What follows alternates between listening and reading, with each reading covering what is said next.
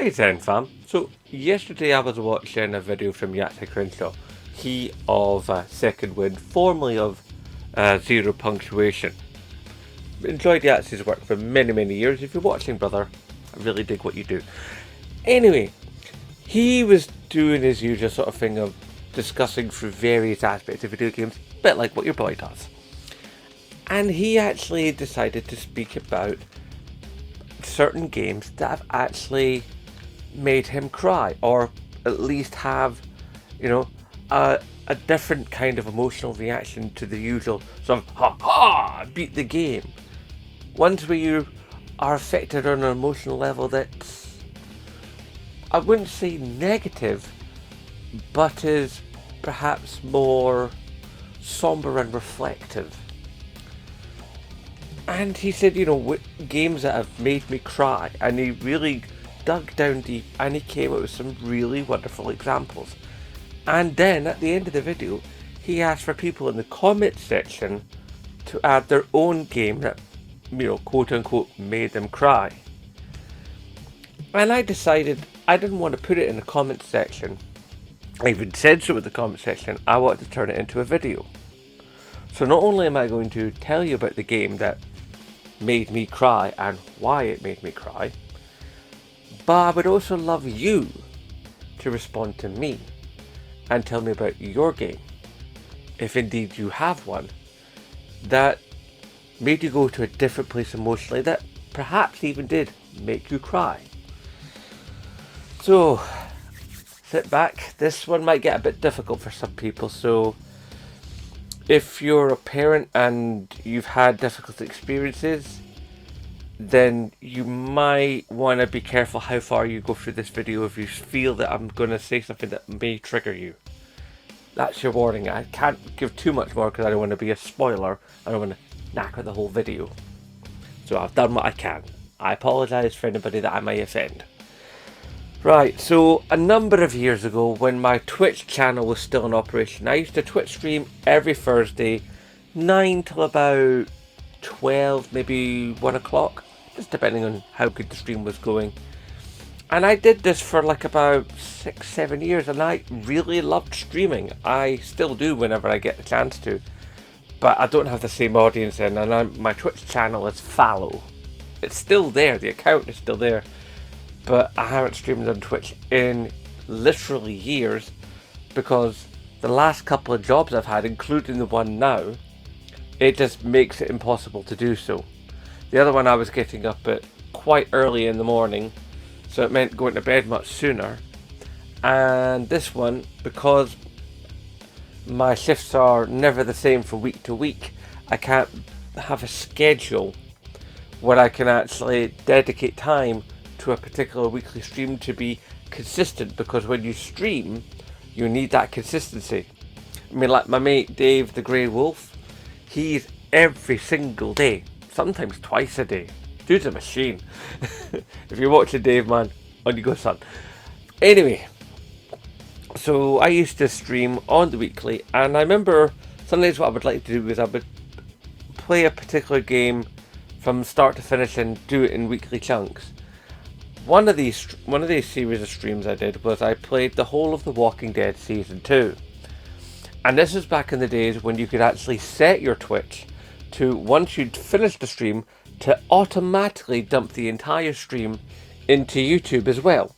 So you could be a double stream kind of thing. It's that it wasn't streamed live on YouTube, because that feature wasn't really there at that point. I mean, there was streaming on YouTube, but it was a much different affair to what it is now. So you could dump the entire stream as a VOD, for those of you not in the know, video on demand, onto YouTube. And I used to quite like doing that. It was a good way to sort of like double on the content and stuff, and obviously it meant that like when I was doing the videos I had to remember to not swear, because I don't swear here on YouTube, but I did allow myself that particular luxury on Twitch. So I had to think about what I was doing if I was intending upon putting a video from Twitch to YouTube. Unfortunately, that ability no longer exists. You can still record it and stuff and put it on after the fact, but they don't have the automatic feature anymore. They lost that a long time ago. So I'm playing The Walking Dead Season 2, And in the game, there's a character that's pregnant. And it's all going along, and the story is moving and shaking, and characters are surviving, characters are dying. It's The Walking Dead. At some level, most everybody knows at least something about The Walking Dead, be it the comics, the TV show, or the video games. And even if you don't know The Walking Dead per se, we all know what, a zombie show, TV, movie, whatever is like. They know the kinds of stakes that are dealt with, even if it's like a jokey one, like Shaun of the Dead, or if it's like a Romero movie. We all have an idea of what happens in zombie things. Bad things happen to good people with devastating effects. And then of course the dead rise. So, in this game, the mother of a child, while as far as I remember, it's a long time ago, I can't remember if she was about to give birth or was still waiting to give birth. It's a bit hazy. But basically, she dies and the child dies with her. Now, not long before this particular play session, I was still currently at that time dealing with the fact that me and my wife had been through kind of a harrowing thing. Not kind of, actually a harrowing thing, because we'd lost a child before we ever got to have the child. And luckily we have the kid we have now, and that kid is awesome, and I love my child with everything I have. But when you lose a child you don't even get to know, it affects you deeply, and it affects you for a really long time. I mean, not half as much as it affected my wife, because she had the child within her. And it really hurts. It messes you up for a long time, of like this potential of this existence that never gets to be. And you become so invested in this idea that you're about to start a family, and you play all these scenarios in your head, and you are as invested in anything that you've ever been invested before in your entire life and ever will be. So to have that taken away by quirk of fate or science or an accident, whatever it may be, there's no cause for it, there's no reason for it. Doctors can just go, I'm sorry you've lost a child. It eats at you, it really does. So I'm playing this game and I'm emotionally invested, because that's how it was with the Telltale games. You get invested because you have a much deeper control of what happens to the people, because it's much more, what's the word I want, involving. Because you're like, every time you play a Telltale game, it can come out differently because of the decisions you make for the characters. And it plays out in its own way, telling its own story for each individual play session, each individual player. And I did not know this was coming.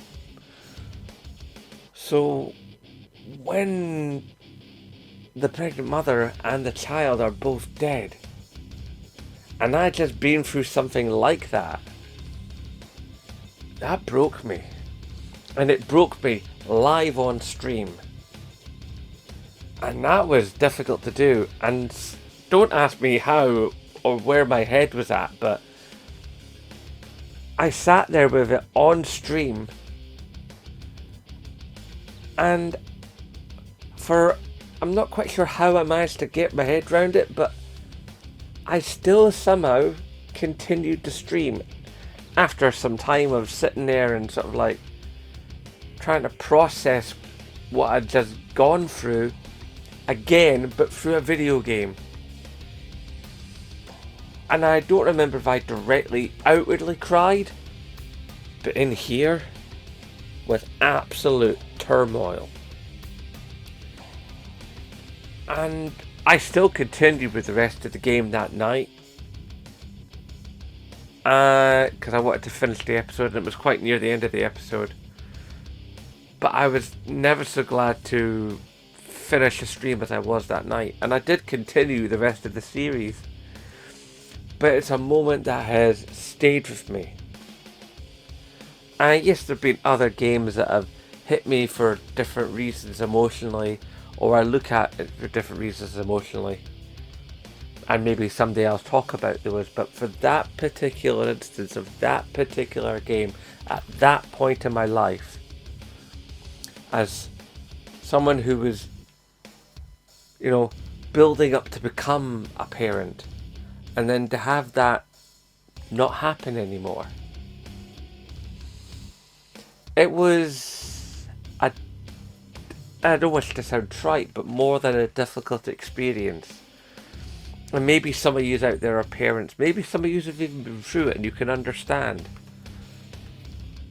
But it's not something I'd repeat. But it's definitely something that happened.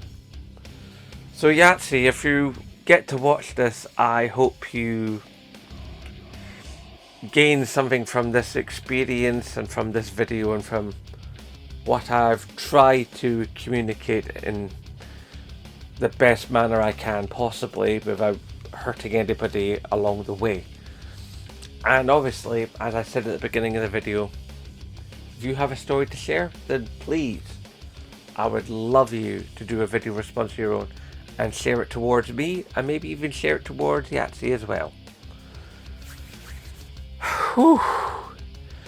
No, that was a heavy one, guys. Hashtag support Scottish YouTubers, and of course, as always, I nae bother.